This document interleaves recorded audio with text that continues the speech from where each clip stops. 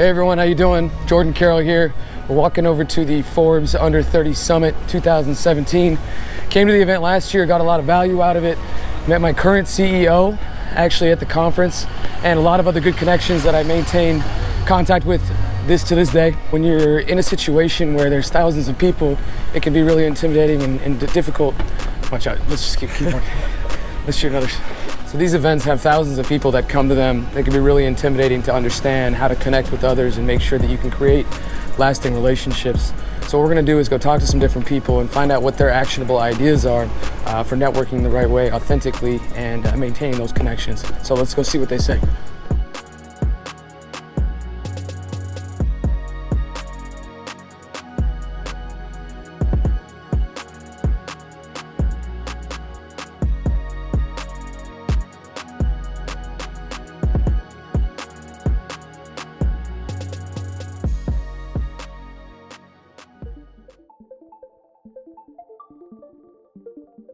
Make sure you come prepared. Make sure that you got a list of people you want to network with. Mutual friends, go on LinkedIn, go on Facebook. You got all the crazy social stalking tools at your disposal to see who you could be potentially getting introduced to. Identify who they are, who you've got in contact with. Ask those people who are your mutual friends or their mutual friends and say, hey, make me an intro. Those are the best ways to make your time really efficient. Make sure that you're targeting people who matter to you and that you're going to get an ROI from a conference like this. Come with questions. Look up the list and come with questions to ask people that you might want to talk to. For instance, if I want to meet someone in the energy industry, ask them, okay, so what is it that you're excited about in this industry and why should I be excited about it? So you've got to go to the attendee list, research who's coming, who are the speakers, who might be the audience who's there. In a conference, you typically would have multiple points of collection, so you need to know where you want to head to. So if you're interested in finance, you go to the place where the finance folks will hang out. If you're interested in general networking with students, you go to places where students will hang out or where there's freebies or where there's a lot of demonstrations and things like that. I find it really comforting to research the venue. So where is it going to take place, how much walking there is, what does the venue actually look like, which tends to be really comfortable. Yeah. My one tip for networking here is know what you came for and be able to clearly explain what you're doing, why you're doing, and what you need. Like finding something outside of work that somebody's passionate or interested in, and I think getting them talking about that. Try to find the toughest person in the room that you think that you don't want to approach and actually approach them, because once you do that, you kind of course get to see that they're humans just like you and I. They always say take on the hardest project because everything else will be a breeze. Just go up to people, don't be afraid to introduce yourself and tell them what you need help with, and likely you can help them with something. Have your pitch down in 20 seconds. I lose interest after about 21 seconds. So tell me who you are and what you do, quick and concise, and catch my interest. I say step out of your comfort zone.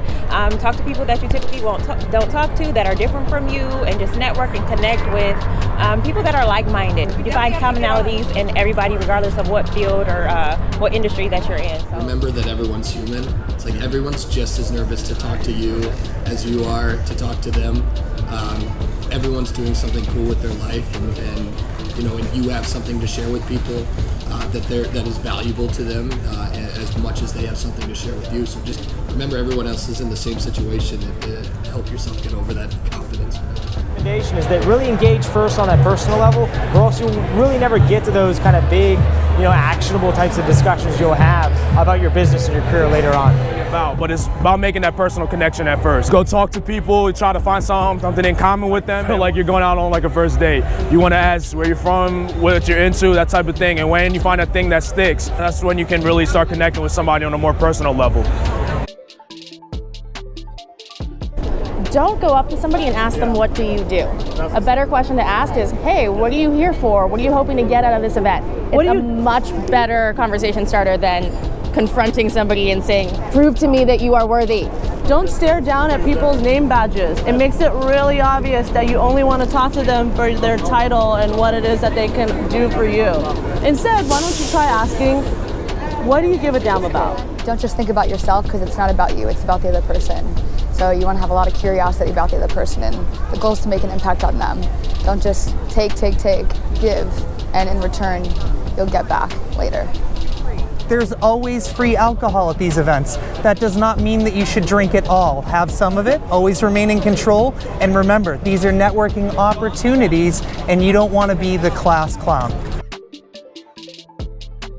The best way that I look at it is you need to be 2 or 3 big hitters in this game. Don't go out here wasting time trying to meet 50 different people. It doesn't work like that. Business never works like that. But try to meet 2 to 3 high profile clients, connect with them at an emotional level, really get to know them. You have 2 to 3 days to build a relationship with them that can last a lifetime, right? And so pick your top 2 or 3. Don't go after everybody and see what you can do from there. So I think my advice is to keep within a tribe of sort of friends, really close friends that you can make, and sort of harness those connections over the few days of the conference if you can. So making really good friends. The advantage of that is it's less stressful, it's more fun. You also get to know people a bit better.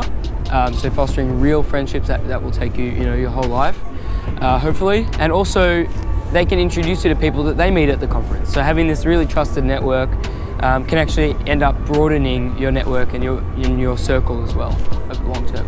Is really attend the smaller conferences because the discussions are a lot more intimate and you can go up to the speakers afterwards, connect with them, ask them the questions, and so I find that I get a lot more value out of that. You want to make sure that you're in an open circle, you have your body language open, you can have people approach you, don't close yourself off. Just smile and come off approachable.